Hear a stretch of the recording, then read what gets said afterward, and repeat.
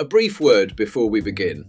This production was made with the help of artificial intelligence. Some of the visuals, narration, and the music you're about to hear. If that's not your cup of tea, this is your exit ramp. No hard feelings. Even the Crusader knew when to bow out gracefully. For the rest of you, let's begin. A handful of Lotus engineers walk out of Colin Chapman's shadow with one shared belief burned into them. Add lightness, not power. They don't build another Lotus, they build something stranger. A rear-engined, fiberglass monocoque coupe with a shape that doesn't quite compute. A wedge nose, glasshouse canopy, and a go-kart-like stance. This is the Clan Crusader, and yes, before you ask, the proportions are entirely impish. Paul Hausauer and Brian Luff had both risen quickly through the ranks at Lotus, and both had the same itch, to build something of their own. The idea took shape not in a factory, but in a colleague's garage, where the two of them worked evenings and weekends while still drawing a Lotus salary. Designer John Frayling made the buck from which the body shell would eventually be moulded. By 1970, it was decision time. Stay at Lotus or bet everything on the car nobody had asked for. They quit. A grant from the Washington Development Corporation gave them a factory in County Durham, and by spring 1971, the Clan Motor Company was turning out cars at a rate of 5 a week, 29 people on the payroll. The Crusader itself was unveiled that September at the Grosvenor House Hotel on Park Lane, a fair bit of glamour for a car built around a Hillman Imp. Bill Last had a simple idea: build a genuinely lightweight sports car using a fiberglass monocoque at a time when most of the industry still thought monocoque meant steel. Chrysler's Roots Group, Last's former employer, quietly backed the project at first. Quietly is the operative word. The backing didn't last. Plenty of British specials wore fiberglass bodies by 1971. What made the Crusader different was that it had no separate chassis at all. The engine, transmission and suspension bolted directly into the moulded structure itself, a genuine monocoque in the way Lotus understood the word, not a shell dropped over a steel frame. The body shell was built in two halves and joined using a clamshell moulding technique nobody else in the industry was using, then heat-cured in an oven of the company's own design, an almost unheard-of level of process control for a manufacturer this small. Marine plywood was bonded into the sills and structural diaphragms, adding torsional stiffness without adding meaningful weight. And where conventional wisdom held that fiberglass needed generous curves to resist flexing, the Crusader's panels were almost flat, in keeping with its severe rectilinear styling, and yet contemporary road testers reported no drumming, no rippling, none of the flex you'd expect from a flat GRP panel. The proof came at the Motor Industry Research Association in May 1972.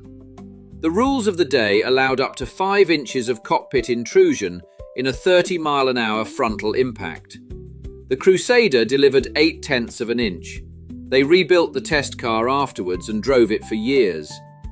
Under that fiberglass shell sits a Hillman Imp engine, an alloy block, high-revving little unit, never designed for glory, but perfectly suited to a car built around the idea of weighing almost nothing. It's not a powerhouse, it was never meant to be. It's a car that wins by subtraction, not addition. Strip out the numbers and it still holds up. 51 horsepower doesn't sound like much, until you remember the whole car weighed a little over 1,300 pounds, barely more than the engine block of some of its rivals.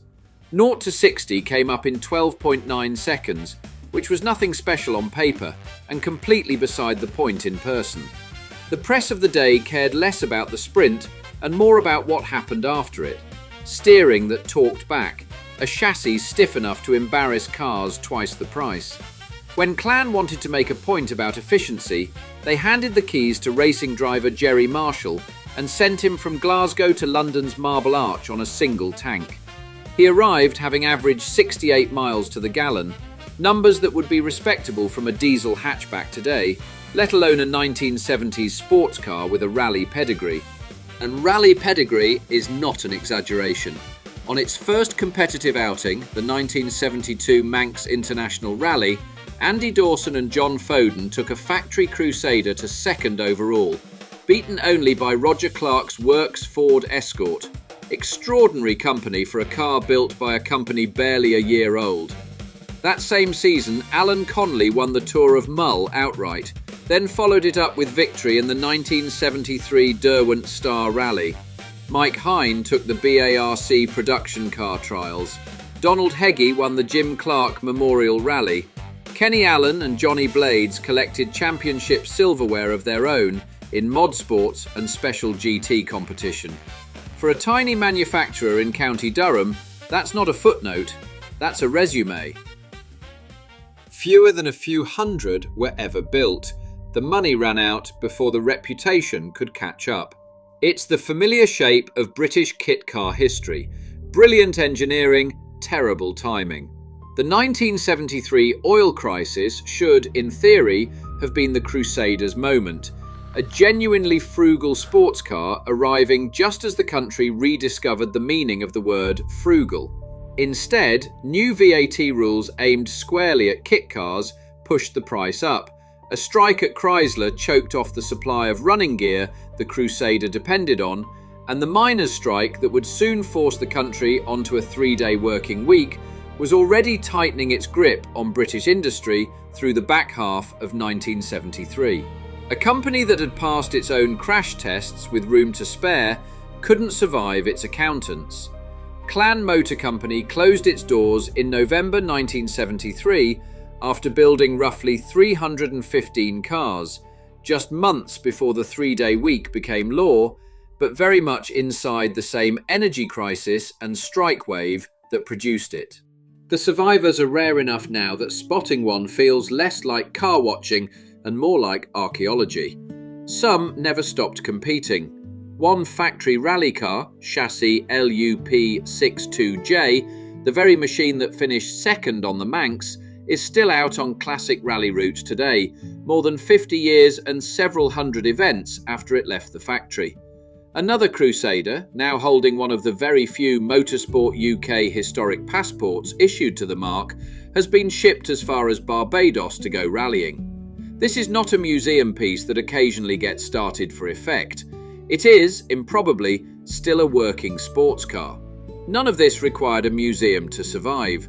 The Clan Owners Club holds most of the surviving moulds and tooling today, still turning out replacement panels and, on request, full new body shells, which means a determined enthusiast can, in theory, build a brand new 50-year-old car. And a fair number of them have gone further than that. A dedicated group of owners has taken to swapping in the engine from a BMW K1200 or K1100 motorcycle engine, an aluminium, water-cooled 16-valve 4 weighing barely more than the Imp unit it replaces, mated to the original Imp gearbox with nothing more exotic than a contra-rotating flywheel to sort out which way it spins. It's a strange kind of tribute, the owners doing to their own cars precisely what Haussauer and Luff did in the first place, taking a well-engineered engine that already exists and building the lightest possible car around it. Small car, small engine, impish proportions.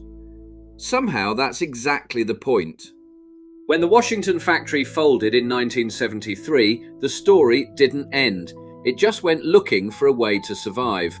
Peter McCandless, a Clan enthusiast who'd owned one for years, incorporated Clan Cars Limited in Newtonards in 1982 and built the car again, the Irish Clan.